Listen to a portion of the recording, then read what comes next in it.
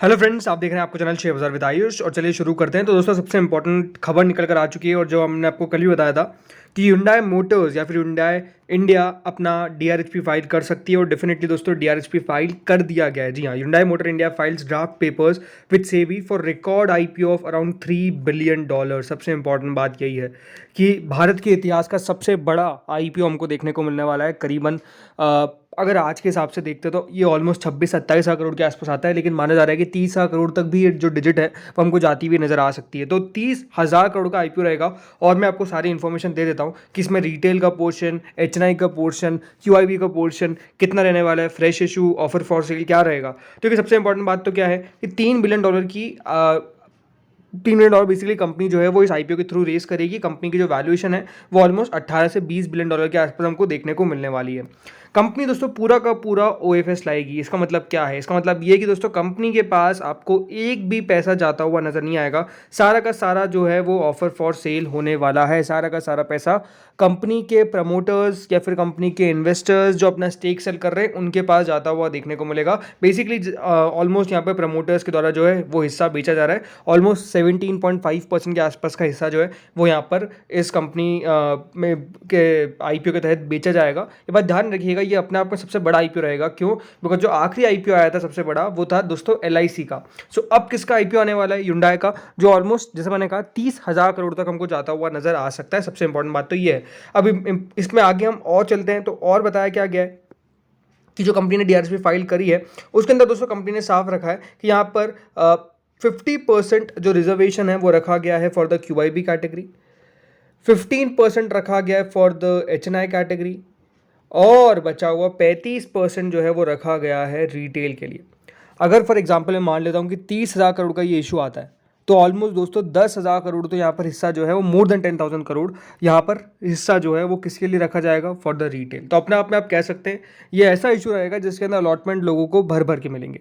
बस सबसे इंपॉर्टेंट बात है क्योंकि ये पूरा का पूरा ओएफएस आने वाला है तो कंपनी की वैल्यूएशंस जो रहेगी वो बहुत मैटर करती है। कि अगर कंपनी ने जगह नहीं छोड़ी, जिस तरीके से कंपनी कह रही है 18 से 20 बिलियन के आसपास की वैल्यूएशन रखती है, और अगर कंपनी जगह नहीं छोड़ती तो डेफिनेटली दोस्तों यहाँ पर नुकसान तो नहीं, मतलब उतना ज़्यादा मुनाफा हो सकता है कि ना हो, या फिर हो सकता है कि उतना ज़्यादा प्रॉफिट ना हो। वो सब डिपेंड करेगा कंपनी के प्राइस बैंड रखने पर, जो कंपनी प्राइस रखेगी। बट मेरे हिसाब से दोस्तों जब कंपनी इतना बड़ा इशू लेकर आ रही है और आई थिंक कंपनी देखेगी कि किस तरीके से जो सबसे बड़े इशू आए थे, भले वो पेटीएम की बात करता हूँ या फिर मैं एलआईसी की बात करता हूँ, वहाँ पर डेफिनेटली पब्लिक का रिस्पॉन्स इतना अच्छा देखने को नहीं मिला। क्यों? उसके पीछे का रीज़न सिंपल था, क्योंकि दोस्तों यहाँ पर जो जगह है वो इन्वेस्टर्स के लिए नहीं रखी गई। तो वहाँ से कंपनी सीख ले सकती है मेरे हिसाब से तो। बट ये बात सही है कि दोस्तों आप कंपैरिजन नहीं कर सकते एलआईसी का Hyundai से या फिर Hyundai का पेटीएम से। अपने आप में देखिए प्रॉफिटेबल कंपनी है, सेकंड लार्जेस्ट कंपनी है, तो अपने आप में देखिए कंपनी बहुत बेहतर है, हम ये साफ कह सकते हैं। बट लेट्स सी यहाँ पर कब कंपनी अपना आईपीओ लेकर आती है। बट मेजरली कब तक आ सकता है वो आपको बता देता हूँ, अगले 2 से 3 महीनों के अंदर इसके आने के चांसेस बहुत ज़्यादा हैं। अब बाकी आईपीओ से बात करते हैं तो देखिए डी पाइपिंग सिस्टम्स आईपीओ जो है वो ओपन होने वाला है 19 जून से 21 जून के बीच में। काफ़ी सारे इश्यूज ओपन होंगे। 193 से 203 का प्राइस बैंड है, 73 शेयर्स का लॉट साइज है, करीबन 418 करोड़ का ये आईपीओ है, जिसमें से 325 करोड़ का फ्रेश इशू बचा हुआ, बाकी का ऑफर फॉर सेल। 19 रुपीज़ पर शेयर का डिस्काउंट जो है वो कंपनी ने रखा है अपने इन्वेस्टर्स के लिए। इसके बाद दोस्तों जो इशू आता है वो है आसान लोन्स, या फिर आप कह सकते हैं एक में फिनट्रेड। 19 जून से 21 जून के बीच में ये भी इशू ओपन होने वाला है। 10 रुपये की इसकी फेस वैल्यू है, 114 से 120 का प्राइस बैंड है, 125 शेयर्स का लॉट साइज है, कुल मिलाकर 132 करोड़ का इशू है, जिसमें से पूरा का पूरा फ्रेश इशू है, यानी सारा का सारा पैसा कंपनी के पास आपको जाता हुआ देखने को मिलेगा। और बीएससी एनएससी दोनों पर आपको लिस्टिंग भी देखने को मिलने वाली है। 50% रिजर्वेशन है क्यूआईबी के लिए, 35 है for the retail and 15% is for the HNI category. और जो आखिरी इशू आता है दोस्तों वो है स्टैनले लाइफस्टाइल्स, जो 21 जून से ओपन होगा, 25 जून तक ओपन रहेगा। 2 रुपये की फेस वैल्यू है, 351 से 369 का प्राइस बैंड है, 40 शेयर्स का लॉट साइज है, 537 करोड़ का ये आईपीओ है, जिसमें से फ्रेश इशू है करीबन 200 करोड़ का और बचाओ बाकी का ऑफर फॉर सेल है 337 करोड़ का। बीएससी एनएससी दोनों पर आपको इसकी लिस्टिंग भी देखने को मिलेगी। 50% रिजर्वेशन है क्यूआईबी कैटेगरी के लिए, 35% रिजर्वेशन है रिटेल के लिए और 15% रिजर्वेशन है फॉर द एचएनआई कैटेगरी। तो लेट्स सी कि देखिए कितने बढ़िया कर पाते हैं ये इशू। लेकिन अब बात करते हैं चलिए सीधे ग्री मार्केट के ऊपर। सो देखिए यहाँ पर पहला इशू आता है वो है मेडिकैमन ऑर्गेनिक्स। जी हाँ, एक NSE में इशू है जो ओपन होगा कब से 21 जून से 25 जून के बीच में, करीबन 10 करोड़ का इशू है, 10.54 करोड़ का, 34 का प्राइस बैंड है और उसके सामने ऑलमोस्ट 50% का प्रीमियम को देखने को मिल रहा है, तो बढ़िया ये करता हुआ नजर आ सकता है। नेक्स्ट आता है स्टेनले IPO, जिसकी ग्रे मार्केट दोस्तों करीबन 7% पे अब करंटली हमको ट्रेड करती हुई देखने को मिल रही है। यही है कि देखिए कितनी ग्रे मार्केट टिक पाती है, ये इंपॉर्टेंट बात होती है देखने वाली।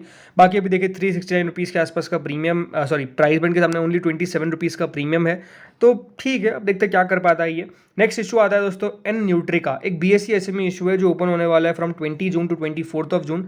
54 का प्राइस बैंड है, 20 रुपीज़ का प्रीमियम है, ऑलमोस्ट 37% का प्रीमियम को देखने को मिल जाएगा। 34.83 करोड़ का दोस्तों इस IPO का साइज है और 20 जून से 24 जून तक ओपन रहेगा। आसान लोन्स इसी ग्रे मार्केट हम कह सकते हैं बढ़िया ट्रेड करती हुई देखने को मिल रही है, ऑलमोस्ट 27.5%। देखते हैं यहाँ पर देखिए एंकर बुक में कौन कौन से नाम निकल कर आते हैं, सब देखना बहुत दिलचस्प होगा, बट ठीक है कितना बढ़िया कर पाता है ये तुमको पता चलेगा आने वाले दिनों के अंदर।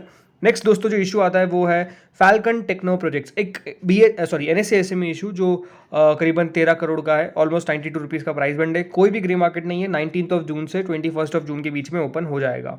नेक्स्ट आता है डेलडेक्स टॉप सरफेस, एक NSE SME इशू जो ओपन होने वाला है फ्रॉम 19 जून, 68 का प्राइस बैंड है, 10 का प्रीमियम है, यानी ऑलमोस्ट 15% का प्रीमियम को देखने को मिल रहा है इस इशू का। बाकी 19 से 21 जून तक ये इशू ओपन रहेगा। नेक्स्ट इशू आता है दोस्तों यहाँ पे डी डेवलपमेंट इंजीनियर्स, जो करीबन 203 रुपये का प्राइस बैंड अभी हमने बात करी, प्रीमियम चल रहा है 24.63% पे, 418 करोड़ का इशू है ये। सो ठीक है, देखते हैं कितना बढ़िया कर पाता है। नेक्स्ट आता है दोस्तों GEM एनवायरो, एक BSE SME इशू जो ओपन होगा 19 जून से 21 जून के बीच में, 75 का प्राइस बैंड है, 40 का प्रीमियम है, ऑलमोस्ट 53% का भी हमको करंट प्रीमियम देखने को मिल रहा है। बाकी देखिए ओनली 45 करोड़ का इशू है, 19 जून से ओपन होगा और 21 जून तक ओपन रहेगा। नेक्स्ट आता है यूनाइटेड कॉफटैब, एक BSE SME इशू जो करीबन ओपन हो चुका है, बल्कि 2 दिन इसके कंप्लीट भी हो चुके हैं। 70 रुपीज़ का प्राइस बैंड है और उसके सामने प्रीमियम देख सकते हैं 20 रुपये का चल रहा है, करीबन ये 8 गुना सब्सक्राइब हो चुका है, 28.57% का करंट प्रीमियम अभी देखने को मिल रहा है। नेक्स्ट इशू आता है दोस्तों जो अपने आप में बहुत बढ़िया करता हुआ देखने को मिल रहा है, वो है GPES सोलार, एक NSE SME इशू है जो ओपन हो गया था कब 14 जून को, और फर्स्ट डे ही कितना सब्सक्राइब हुआ 62 टाइम्स, तो आप देख सकते हैं पहले दिन धमाका कर दिया, इतना सब्सक्रिप्शन देखने को मिला। बाकी आप कह सकते हैं कि देखिए इतनी हॉलीडेज थी 15th 16th 17th, but still लोगों ने फर्स्ट डे ही इसको 60 गुना सब्सक्राइब कर दिया। ये आपको बता देता हूँ, अगर आप फर्स्ट डे लगाते हो और आप सोचते हैं कि मुझे अलॉटमेंट मिलेगा, ऐसा नहीं होता है। आप कभी भी लगाए, मतलब जब भी इशू का दिन ओपन है, अलॉटमेंट मिलना होगा तो उस दिन मिल जाएगा, नहीं मिलना होगा तो आप कुछ भी कर लीजिए, नहीं मिलेगा। सो ये एक मिथ है, अगर किसी को लगता है कि यहाँ पर फर्स्ट डे लगाने से अलॉटमेंट मिलता है तो वो नहीं होता है, बट ठीक है। ये इशू दोस्तों याद रखिएगा अभी ओपन है कब 18th एंड 19th, तो अभी 2 दिन बाकी है और अपने आप में धमाकेदार प्रीमियम इसको देखने को मिल रहा है और धमाकेदार सब्सक्रिप्शन भी नो डाउट आ ही रहा है। आखिरी आता है इक्सिगो IPO, जिसकी लिस्टिंग होगी 18 जून की। इसका हम बात करेंगे बहुत जल्द, लिस्टिंग डे स्ट्रैटेजी में एक पूरा वीडियो आ जाएगा, इसमें बात करेंगे कहाँ पर लिस्टिंग हो सकती है। तो दोस्तों इस वीडियो में इतना ही था, होपफुली आपको वीडियो बढ़िया लगा होगा, अगर लगा तो लाइक कर देना, चैनल से पहली बार जुड़े सब्सक्राइब कर देना। Thank you friends watching this video.